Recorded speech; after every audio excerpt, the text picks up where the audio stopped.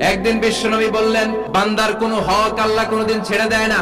যদিও আমি নবী, আমার উপর যদি কোনো হক থাকে বলো, আমি দিয়ে দেব। কোন সাহাবী দাঁড়ায় না। এক সাহাবী দাঁড়িয়ে বললেন, নবী, যুদ্ধের ময়দানে চাবুক চালানোর সময়, লাঠি চালানোর সময় এক কাফেরকে মারতে যেয়ে আপনার লাঠির বাড়ি আমার পিঠের মধ্যে পড়েছে। আপনার পিঠে আমি লাঠির বাড়ি মেরে এটারে শোধবোধ করে দিতে চাই।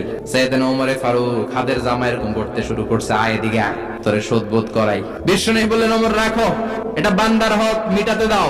সাহাবী বলে, ও নবী, তখন দুর্ভিক্ষের সময়ের যুদ্ধ ছিল, আমাদের গায়ে জামা ছিল না।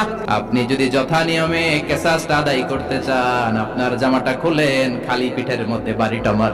ওনার জুব্বাটা উপরের দিকে উঠালেন, বিশ্বনবীকে পিছন দিক থেকে জড়িয়ে ধরে ওই মোহরে নবুয়তের মধ্যে চুমু দিয়ে ফেলেছে।